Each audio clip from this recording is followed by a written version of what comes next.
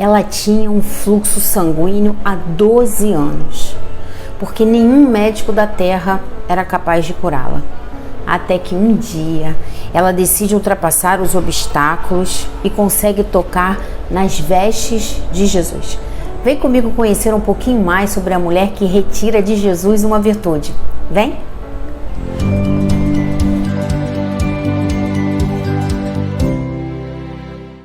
Na cultura do povo hebreu, durante o período menstrual, a mulher era considerada impura, era considerada imunda. E por isso, nenhuma pessoa poderia ter nenhum contato físico com aquela mulher enquanto ela estivesse naquele período de sangramento. O contato com o sangue de animal ou até mesmo de seres humanos era considerado uma impureza. E quem tivesse contato com o sangue deveria passar por um ritual de purificação. Vamos conhecer um pouco mais sobre essa mulher que deve ter sofrido muito naquela sociedade. Em Levítico, capítulo 15, versículos 19 a 30, nós lemos que a mulher com fluxo sanguíneo não podia tocar nem em coisas, nem em pessoas. Da mesma forma, ela não poderia ser tocada, porque se ela encostasse em algo, aquilo era impuro. Ela deitou-se na cama para dormir, a cama era impura. As vestes dela, as vestes eram impuras.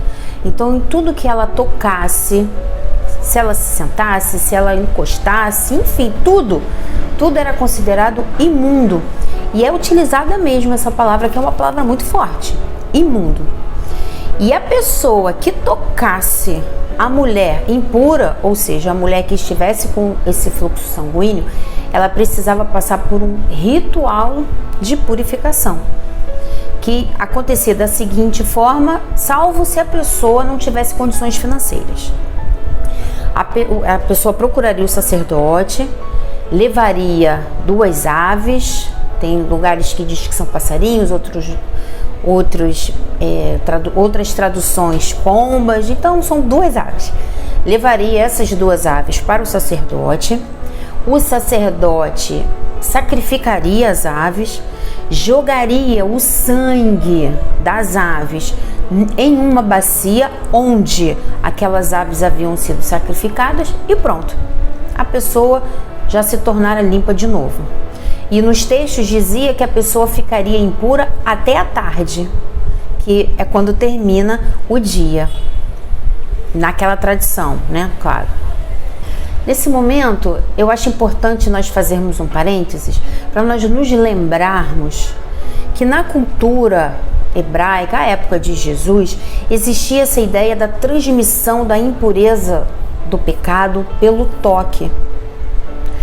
E é exatamente por isso que o contato de Jesus com Maria de Madalena foi criticado por Simão Pedro, seu apóstolo, e pelo fariseu, quando ele recebeu Jesus para fazer uma refeição em sua casa.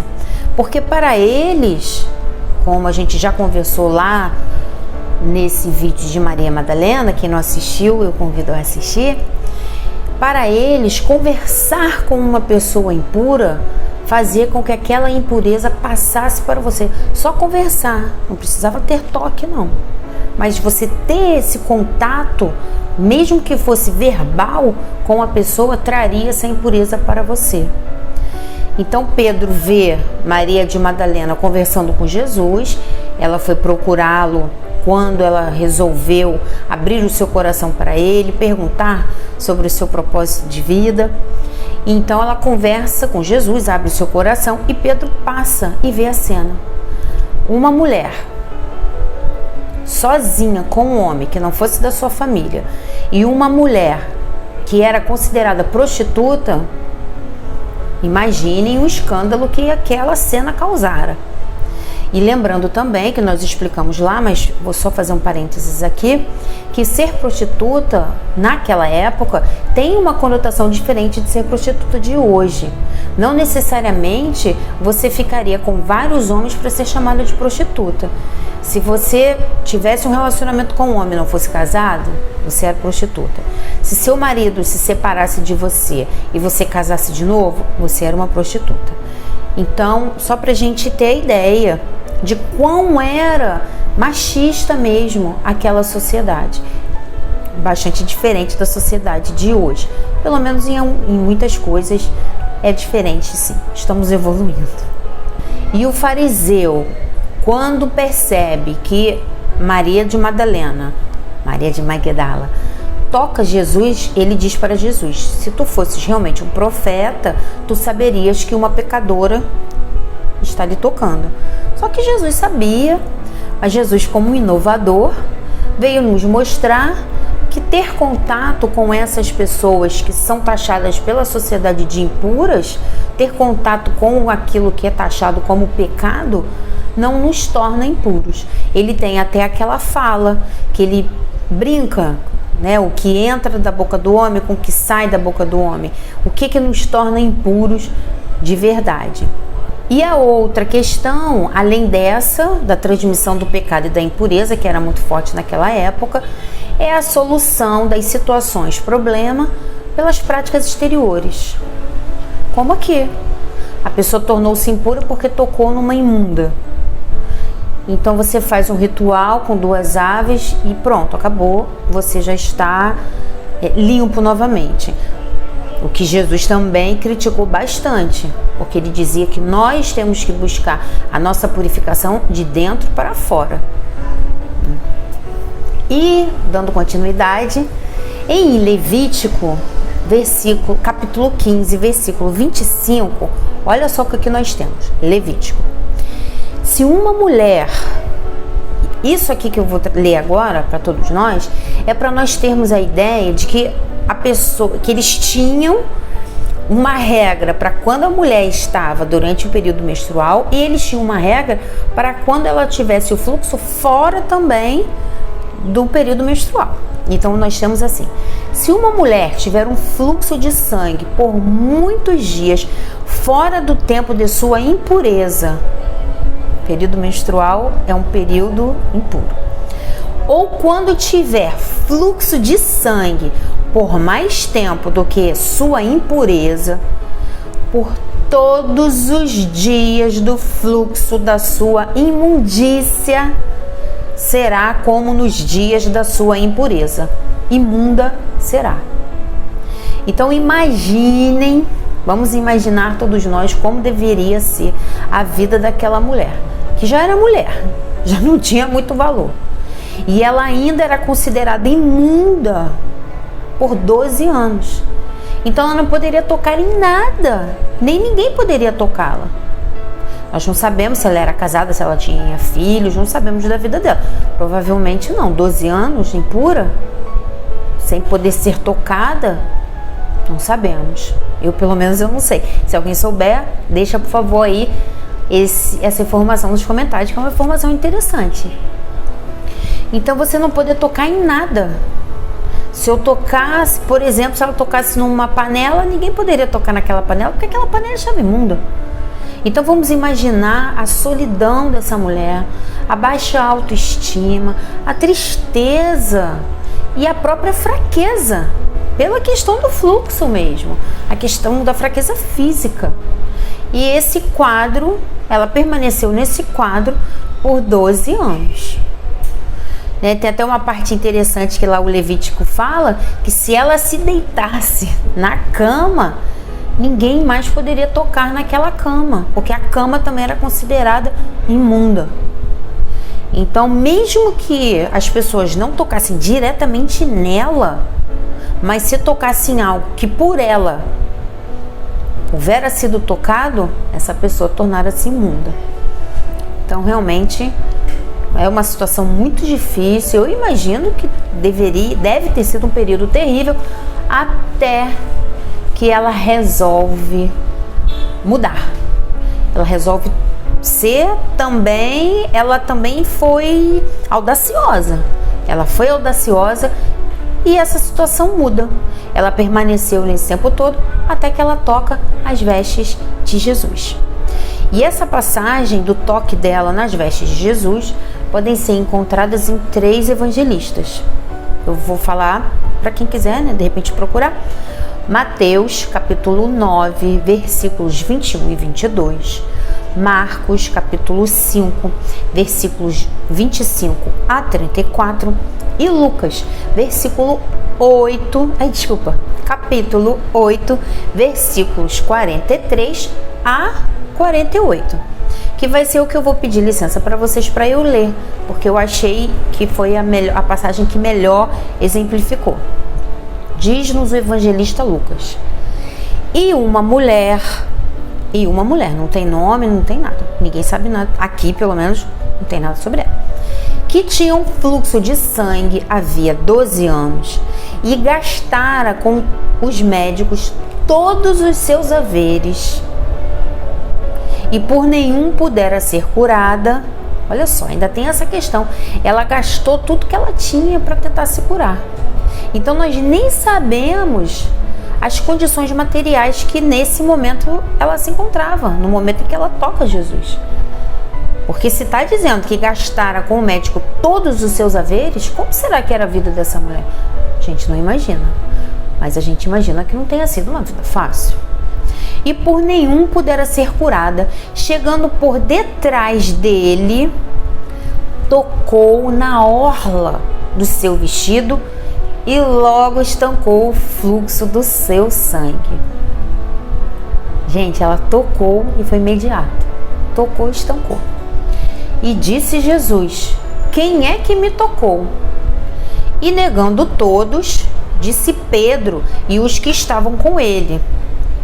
Pedro, sempre muito impaciente no início, quando ainda não havia passado por todo aquele processo, sempre muito intempestivo. Eu me identifico muito com Pedro. Não o Pedro no final da sua vida, mas nesse início aí do caminho para o apostolado de Jesus. Disseram: mestre, a multidão te aperta e te oprime, e dizes: quem é que me tocou?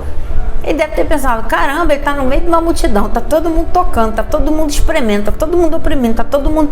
E ele vem me perguntar quem é que tocou? Ora, qualquer pessoa e todo mundo.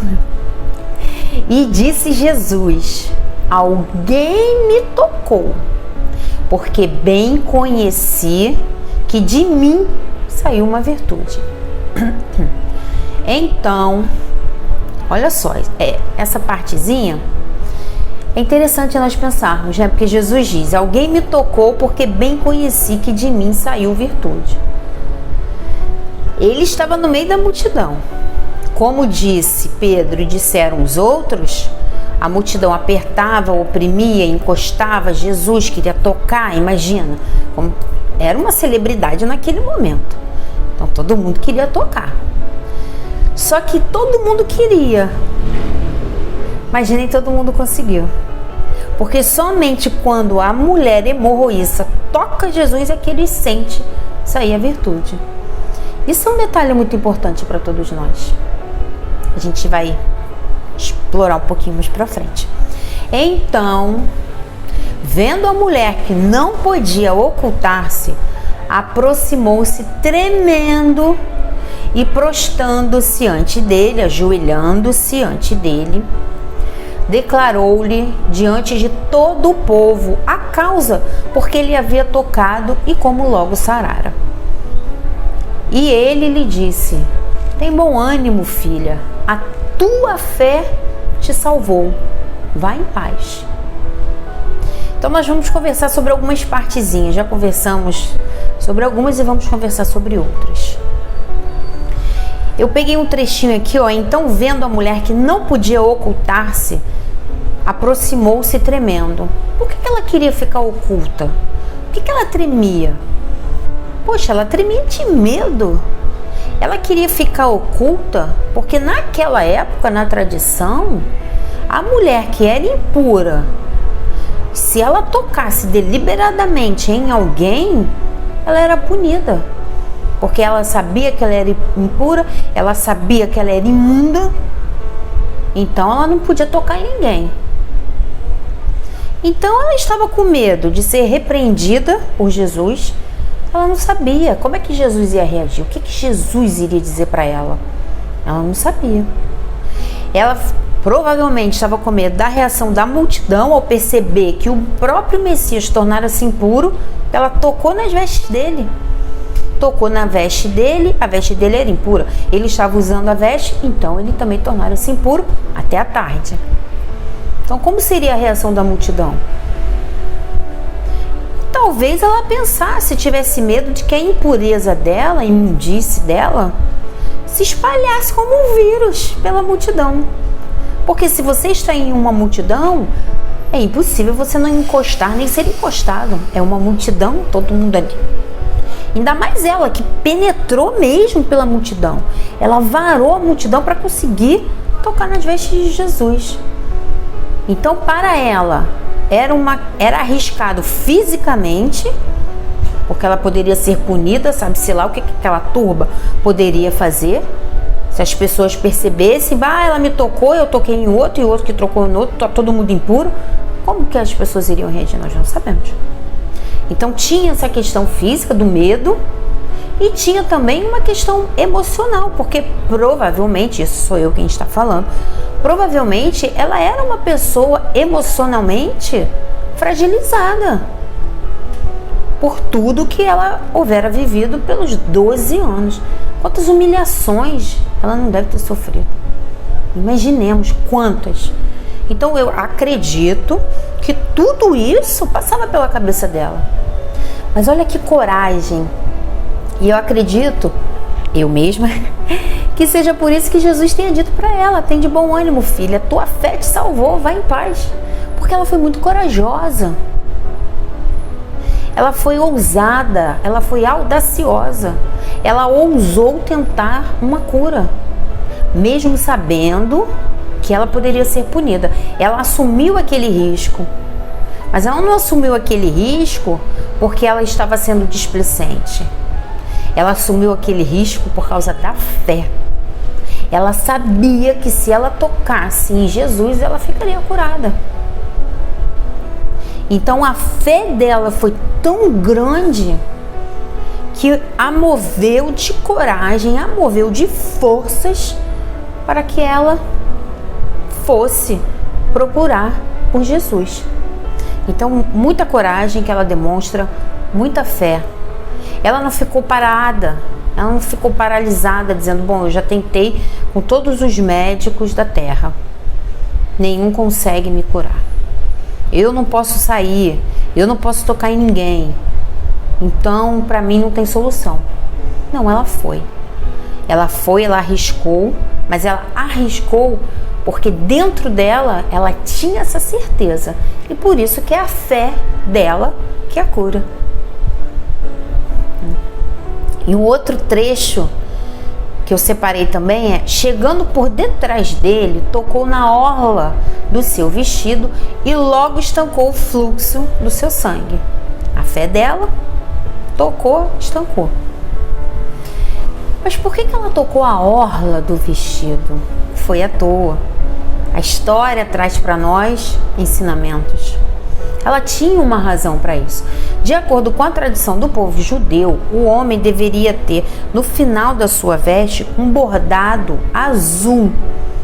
Tinha que ser no final da veste, esse bordado tinha que ser azul, ele tinha que ser feito com uma linha azul. E esse bordado era chamado de orla.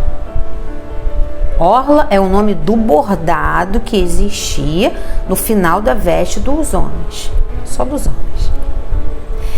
E eu trouxe aqui só a título de curiosidade, porque eu fiquei bastante curiosa, no livro de Números, capítulo 15, versículos 38 a 42, explica tudinho sobre isso. E ele diz assim, não vou ler todo não o trecho, só um pedaço. Fala aos filhos de Israel e diz-lhes que nas orlas das suas vestes façam franjas pelas suas gerações. E nas franjas das bordas porão um cordão azul, que é a orla. Mas para quê? Quando virem essas borlas, vocês se lembrarão de todos os mandamentos do Senhor, para que lhes obedeçam e não se prostituam, nem sigam as inclinações do seu coração e dos seus olhos. E aí ele continua falando lá, dando mais algumas outras orientações. Mas o que importa para nós é o objetivo dessa orla. Então ela toca naquela orla porque ela sabia que todas as vezes que alguém olhava para a borda, para aquela orla, para aquele bordado azul, iria lembrar-se dos mandamentos e iria saber que deveria cumprir os mandamentos. E o que será que ela quis dizer isso? O que será que ela quis dizer com isso? A gente não sabe se ela estava querendo dizer que ela precisava lembrar-se dos ensinamentos, dos mandamentos, ou se ao tocar aquela borda, ela demonstrava que ela tinha essa vontade de cumprir com todos os mandamentos. O Velho Testamento é muito interessante porque ele é cheio de símbolos. E quando a gente começa a estudar esses símbolos, eu pelo menos vou fundo, vou me perdendo, porque são informações muito interessantes. O Velho Testamento dizia que se nós cumpríssemos a lei, em troca nós receberíamos a vida. Então o cumprimento da vida, o cumprimento da lei nos daria a vida. E olha só, se a gente combinar essa informação com o que diz lá no Levítico, que falava que a vida está no sangue, então o que a gente pode pensar dessa união? O que a gente pode concluir? Que a mulher hemorroísta estava perdendo a vida. Porque se o sangue é vida, e ela estava perdendo esse sangue, então ela estava perdendo a vida. E se o cumprimento das leis divinas, as leis divinas, nos trariam vida, ela toca naquele bordado para conseguir a vida de volta. E quantos de nós vivemos como se a vida estivesse esvaindo de nós, os nossos sofrimentos, as nossas dificuldades. É como se nós estivéssemos morrendo espiritualmente por não cumprirmos as leis divinas. E o que Jesus nos disse? Eu vim para que tivesse vida, e vida em abundância. Então Jesus vem para nos relembrar, na verdade, para nos ensinar mesmo o amor como lei divina, o amor como lei universal. E essa desconexão com Deus é que dá para nós essa sensação de que a vida perdeu um pouquinho do sentido, perdeu brilho, perdeu alegria, porque nós estamos desconectados de Deus. Nós estamos desconectados da sua lei, dos seus mandamentos. Estamos desconectados do amor. Porque se nós estivermos conectados com o amor, nada vai nos tirar a vida. Nós vamos ter problemas, é claro, quem não os tem. Nós vamos sofrer, vamos chorar, vamos ficar tristes, às vezes vamos ficar nervosos, com raiva, mas isso passa, rapidamente passa, porque nós nos lembramos de todo o apoio que nós recebemos, nós nos lembramos de que estamos aqui de passagem para aprendermos. E esses ensinamentos deixados por essa mulher são ensinamentos muito poderosos para todos nós. Ela teve uma fé ativa, ela não esperou, ela foi audaciosa, ela foi ousada, ela foi, mesmo que os outros não acreditassem, mesmo que os outros dissessem que ela não poderia, mas ela tinha tanta certeza que ela ia ser curada, que assim mesmo ela foi. E essa passagem toda nos lembra também que aquele que cumpre os mandamentos vai ter sempre alegria. Mesmo que esteja sofrendo, vai ter força, vai ter coragem, vai ter bom ânimo. E às vezes, quando nós estamos nesses momentos, né, de fraqueza, de fragilidade mesmo, Deus coloca em nossa vida alguém para nos dar uma palavra, para nos dar um telefonema, uma mensagem. Nós lemos uma página, assistimos a um vídeo e aí nós nos recobramos de coragem, de bom ânimo e tudo volta a ficar bom de novo. E só para nós finalizarmos, eu trouxe o livro Pão Nosso. Tem uma página que eu recomendo a leitura, página 47. E lá tem um trecho que diz assim para nós: a multidão não saberá dispensar carinho e admiração senão àqueles que lhe satisfazem as exigências e capricho. Então, às vezes, nós temos que decidir: nós vamos seguir com a multidão ou nós vamos seguir o nosso coração? É claro que ouvir as pessoas, ouvir os conselhos é bom, porque senão também nós achamos que sabemos de tudo, ficamos orgulhosos, dominamos tudo, não precisamos de nada nem de ninguém. Somos os senhores da verdade. E a nossa soberba vai trazer para nós tristeza. Mas uma coisa é nós ouvirmos um conselho e percebermos que aquele conselho encontra acesso em nossos corações, que aquele conselho vai ao encontro, casa direitinho com as leis divinas. Outra coisa somos nós seguirmos a multidão, a turba que segue sem pensar, sem refletir, porque está perdida, porque não parou para pensar naquele assunto ainda. Não, vamos fazer assim mesmo, ou então não, vai perder tempo para quê? Para que você vai fazer isso? Isso é bobagem, isso é besteira. No final das contas, sempre somos nós a fazermos a nossa escolha. E o que eu desejo para todos nós é que nós façamos a escolha que a mulher hemorroísta fez, a escolha de acreditarmos, de termos fé e de agirmos. Até o próximo vídeo.